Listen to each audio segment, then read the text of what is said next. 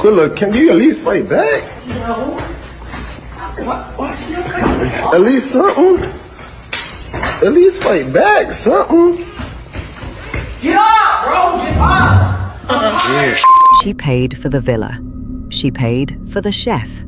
She paid for the rooms her 6 friends were sleeping in. Less than 24 hours after they all arrived in Mexico, the people she paid for packed their bags, flew home, and left her body behind. This is the story of Shanquella Robinson. Shanquella was 25, Charlotte, North Carolina. 2 businesses, a children's hair braiding service and a clothing boutique. She wasn't coasting. She was building something. She wasn't even supposed to be on this trip. The group had a guest list already. A birthday trip to Cabo San Lucas for 2 of them, Dejane Jackson and Nazir Wiggins. People backed out, spots opened. Khalil Cook, a man Shanquella trusted, a man who'd eaten at her family's table, reached out and invited her to fill in. So she wasn't chosen, she was convenient. And then she paid for almost all of it. The villa, the private chef. According to reports, Shanquella covered the majority of the cost for a trip she wasn't even supposed to be on. To the others, she wasn't a friend. She was a bank account with a plane ticket. If you're still with me, subscribe to Prism Crime. Hit the bell. This one's not over. October 28th, 2022. 6 people fly into Cabo. A 4-bedroom villa, a private pool, a hired chef. Shanquella posts Instagram stories, smiling, dancing, having the time of her life. That night, she calls her mother, tells her they're having tacos, tells her she's happy. Her mother tells her she loves her, says she'll call tomorrow. That was the last time they spoke. But earlier that evening, something else gets recorded. Shanquella, passed out on a hammock, filmed by Khalil, the same man who invited her. He's laughing in the video, joking, calling her name like it's funny. It isn't. The next morning, a video on her own phone shows her walking through the villa, looking for everyone, asking where they are. When she finds them, they're all in one room. Without her, nobody invited her in. That's when things stopped making sense. Just after 2 in the afternoon, Khalil calls Shanquella's mother, tells her Shanquella's not feeling well. Too much to drink, he says. A doctor's on the way. Don't worry, he is looking at a woman who cannot speak, and he is telling her family she needs to sleep it off. At 3:15 p.m., Dr. Carolina Gutierrez arrives at the villa. What she finds doesn't match what she was told. Shanquella is barely responsive. Her vitals are unstable. The doctor says one thing over and over. She needs a hospital. The group says no. One claim that surfaced was that the group said a hospital would cost $5,000 they didn't have. A claim that falls apart fast, since basic care in that region typically costs a fraction of that, even without insurance. The doctor keeps trying. An IV, 3 attempts, finally in. Then Shanquella seizes, hard enough to rip it back out, and the people in that room, the ones who refused to let her leave, they run. The doctor has to scream for someone to come back and call 911. By 5:57 p.m., Shanquella Robinson is pronounced dead. The group doesn't wait for police, doesn't call her parents. They pack their bags, head to a hotel near the airport, and fly home the next morning, a full day early. They leave her body behind in a country none of them live in. Back in Charlotte, Khalil Cook and Dejane Jackson walk into the Robinson family's living room. They sit on the same couch Shanquella used to sit on, and they tell her mother, Salamondra, the same story. Alcohol poisoning. Nothing more.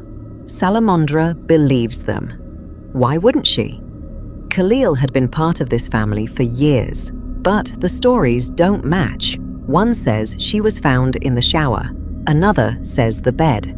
A third says a maid found her. A fourth says it was the group themselves. 6 people, 4 versions of the same hour. And then, while the family is grieving, the group sits in that same living room and starts picking out what they're going to wear to the funeral. On November 5th, the death certificate comes back from Mexico. No alcohol, not even mentioned. The cause of death, severe spinal cord injury and atlas luxation. In plain terms, a broken neck, the kind of injury that doesn't come from drinking.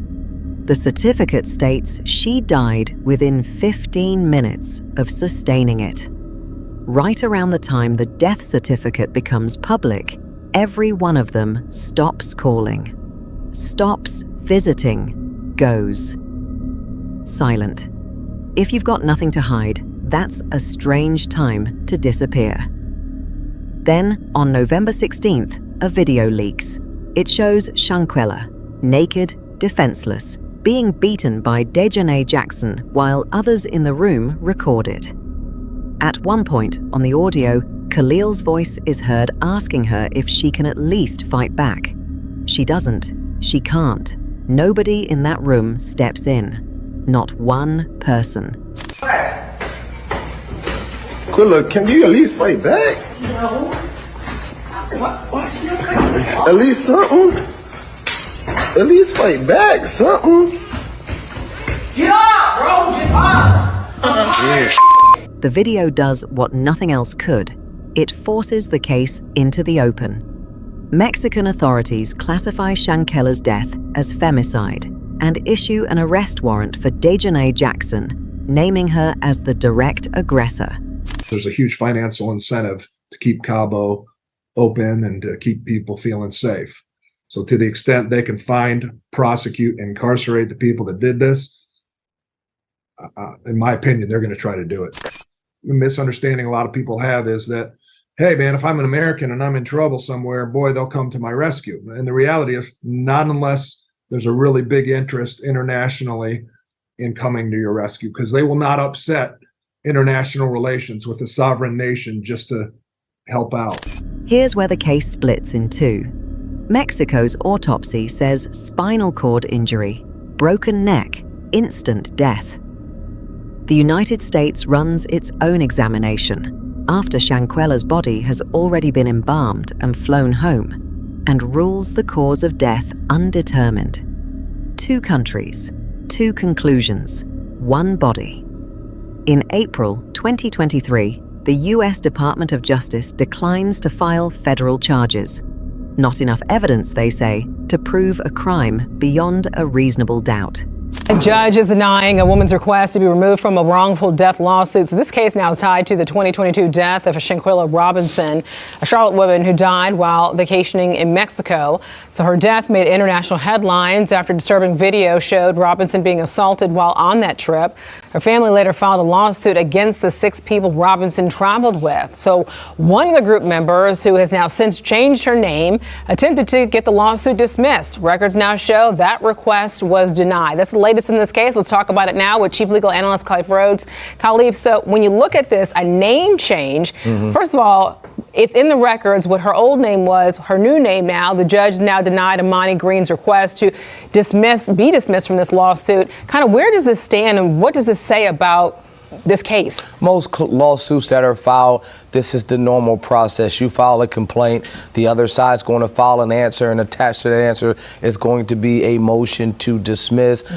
So that's typical lawyering, exactly what you want to have. When you file a motion to dismiss, specifically a 12B6 motion, this is saying that they have failed the stated claim, which relief can be sought, and the court is not actually weighing the evidence. It's not trying to determine who's telling the truth. They're only saying, hey, inside of your complaint, in the 4 corners of this document, have you drafted this complaint in a way that connects with the law? And is it a complaint where we can give you some type of relief? If the answer is no, they're going to dismiss the complaint. If the answer is yes, then ultimately the court will deny it and the case will continue to go forward. But most cases die at this moment. They sit at this motion for 12B6 dismissal stage, and defendants are successful in getting them dismissed because alleging and being able to state that something occurred and being able to connect facts and the law to those things are something totally different. All right, I'm going to go back to this name change, though, because we don't know why she changed her name. But my thing is, I know that 2 + 2 = 4. So if you try and change your name, does that then take away your charges in any way? I mean, just so people can understand, you changing your name doesn't mean the case goes away, right? No, this is probably more to just outside of the court of actual court, but in the court of public opinion. You're trying to make sure that you can live your life and not deal with the secondary consequences that come with being connected to a civil case involving a wrongful death. You're not talking about a criminal complaint. They went through this and recognized that there was not enough information there to be able to charge these folks, but still having your name connected to when anyone searches for it online to say, hey, your name pops up, wrongful death suit. You don't want that, so you change your name to distance yourself from that. But no, it won't remove the charges. The charges will still be, I should say, the complaint will still be connected to you. And your social security number. Okay, so now that she is now remaining as a defendant, what are the next major steps in this case that we're I mean, the discovery process takes a long time. I tell folks all the time, litigation is long, litigation is expensive. So you're going through litigation, discovery is key. Interrogatories, depositions, you're waiting to answer a lot of questions so if you actually get to a hearing, to a trial, both sides, plaintiffs and defendants, be prepared to go to trial. You can't prepare if you don't go through the discovery process. So it'll be a lot more sitting down, a lot more interviews, a lot more discussion, a lot more written responses to questions, and then ultimately either side will come together and say, yes, we can agree with some type of settlement, or no, we're going to trial. So a lot more waiting on both sides and a lot more reading and writing. All right, this is a civil case. It's not a criminal case. So Right. I know you've explained the differences before, but what needs to happen specifically, and what needs to be proven? Well, the standard in a criminal case is a reasonable doubt, right? The standard in a civil case is preponderance of the evidence. So you're talking about two different standards. Now, both of them are higher standards, but they're not as high. The civil standard is nowhere near as high as a criminal case. And so that is proving a case beyond a reasonable doubt is extremely hard. You have to get everyone on that same page to be able to agree that there's not even a doubt, I should say a reasonable doubt, that this occurred or didn't occur. Preponderance of the evidence is significantly lower. But again, that's if it gets to jury trial, which if I'm looking at this and I'm having a crystal ball, I doubt that this one goes to a jury trial. All right, Colleague Frodes, appreciate your insight. Thank you. Mexico still wants Dejana Jackson extradited. The US has never sent her, so Dejana Jackson changes her name, legally, to Amani Green. She moves. New address, new state, new identity, while the warrant in Mexico stays open and the woman she's accused of killing stays in the ground in Charlotte. The Robinson family doesn't stop. They file a civil wrongful death lawsuit against all 6 of them, not just Dejana, but everyone who stood in that room and did nothing. The defense tries to get the case thrown out. A judge says no. The case moves forward. It's just sort of a little emotion standing here talking about this. It's on back order, but a marker came. So I brought you all out here today to let y'all know that, her mark is down now, I can come, me and my mother, my family, I can come up here and talk to her. I know where she at. Because at first, I didn't know I didn't even know she was over there. I talked to her that Wednesday before she passed, transition over. I get a phone call from my mother saying that she transitioned over in Mexico. Then I get a phone call. The only thing I know, she talked to Cleo Cook, supposed to be her best friend, 2 times on the phone. I ain't know nothing about that. I just felt as a father that the way I love her, the way I raised her, that I should have had an opportunity to give her that father advice or my opinion about going over there, in which I didn't. And I know for a fact, from the bottom of my heart, we all might not even be standing out here if I had that opportunity to speak to her, even though she's 25 years old. She grown, but still at the same time, I'm her protector until she get a husband. When she get a husband, then he become her protector. But as this father standing right here, I feel like I should have been her protector, and I was denied that. What would you have said? I would have asked her who she going with. How well do you know these folks? Then I would have came back and said, well, who their parents are. Well, before you go, let me meet these parents. Let me meet these folks. You know, I always been like that ever since she started beginning having a lot of friends. You know, as a father, you know, not trying to be in her business. It's just the point of making sure she okay and the folks that are around her, who she keeping company with. Because everybody can say you your friend, but they're really not. It all depends on what you got and how you carry yourself. And she carried herself very well, because that's how I taught her, you know. The respect, morals. Had you met these friends? No, I never met her. Didn't know nothing about her.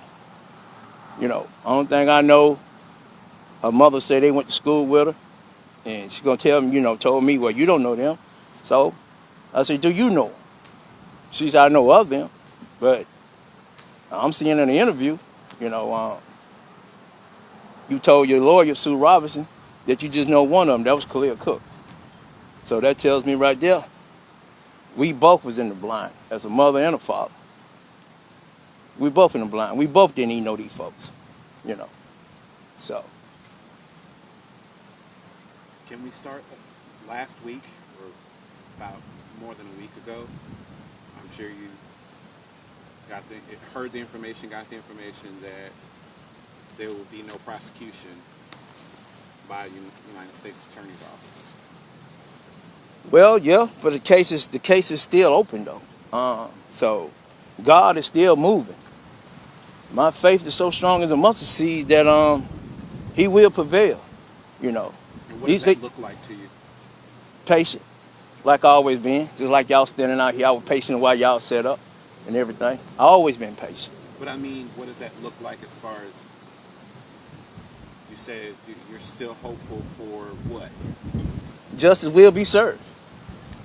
Justice will be served. It's going to be served. It's going to be served. And so what does that justice look like? This just going to look like they're going to get what they deserve to get to them. You just don't take a life. They brutally beat her. She didn't agree to fight whatsoever. She did not agree. That's not her. You know, she did not agree to fight.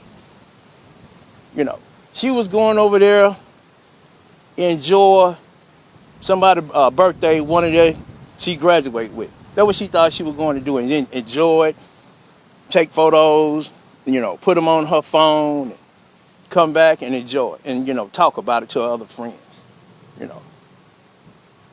Then the main thing, you know, she got the little kids, the little girls and boys that she plait hair, braid their hair. Now they wonder where Shanquella is. Because Shanquella didn't got adapted to her customers, her clients, you know, the mothers, the fathers, how well she doing their daughters and sons braiding their hair, and they proud of Shanquella doing their hair, and how they, you know, she got them looking, you know, stealing something in them that they can become this, they can become that. They might, one of the little girls might want to follow her footsteps. But right now, that crushed from them 6. And then the mother and the parents, the mother and the father's old parents of those 6 individuals don't have no decency to call up, interview one of you all on the news and say, Mr. Robinson, the Robinson family, we sorry about the loss of your daughter. Whatsoever. Their life is still moving around, you know, walking around here like they enjoy life. But this father right here struggling each and every day, you know. I cry. Every day. It's a struggle for me. Struggle. Have you had any contact with those 6 or their families at all since? No, not whatsoever. Have you attempted to or wanted to reach out? Wanted to know why? Now, ain't no need of me reaching out. You know, I'll let God do what he got to do. But I tell you this, they're not going to get away. They're not going to get away. What is your message to them if they are watching? My message to them, you know, why can't y'all just go ahead and tell the truth? Why y'all up and left her like that? Because if you would have stayed, this father right here would have made sure y'all got back to the United States whatsoever. Any of her friends that she grew up with, they would tell you that her dad took care of them when they was with Shanquella just like they was mine from day one. And I'm still the same father that she was, that I raised her, that I am is today, and she gone, you know. Mr. Robinson, there is a discrepancy, well, I guess discrepancy is the best word, between Mexican authorities saying, you know, this was what they call femicide, and they have a warrant for one of the people that was on that trip with Shanquella. However, the United States attorney is disputing the autopsy that they did on Shanquella. Does that concern you? I'm frustrated about it. To the utmost, I'm frustrated. I just can't understand why, you know, the autopsy that I got back saying that her neck and spinal cord was broke, because when I talked to the young lady, Miss Elizabeth, who over there, I asked her before she even sent her body back to me, you know. I asked her, I said, Miss Elizabeth, what, you know, how my daughter died? She said, Mr. Robinson, your daughter's neck and spinal cord was broke. I said, you kidding? I just started crying. Because they're saying that the Mecklenburg County medical examiner is saying that they didn't even make visual confirmation of that. Well, I can't understand that. I don't know who the medical examiner who did her autopsy on her body, but I would like to know how many years experience that he have in doing an autopsy on a body, or, you know, where did he get his degree from? You know, because obviously it's frustrating. Yeah, it's very frustrating. Very frustrating, because this lady Elizabeth, that's what she do. When people die over in Mexico, she get the body, do the paperwork and everything.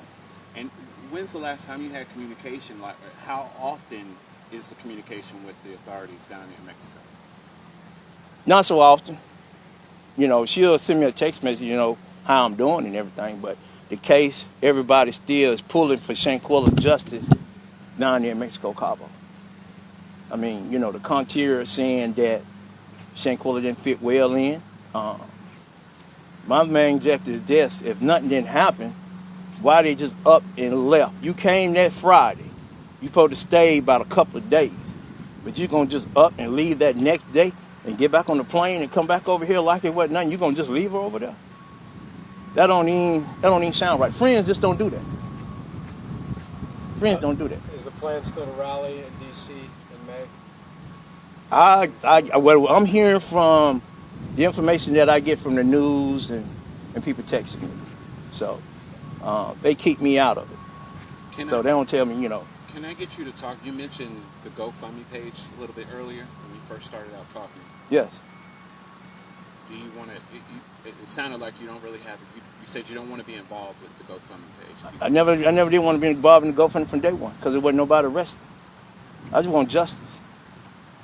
Now the GoFundMe page, it's sitting there. I mean, I guess they're using for the best ability of our daughter case, but still at the same time, this father right here, I'm gonna let God do the work, because it's gonna get done.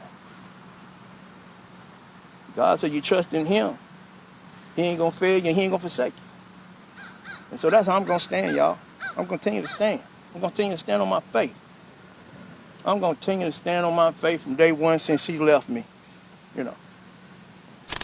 By early 2026, the lawsuit is sitting in a courtroom in Mecklenburg County, close to home, after years of being passed between federal and state jurisdiction, after motions to dismiss, after one defendant who spent years trying to make herself impossible to find.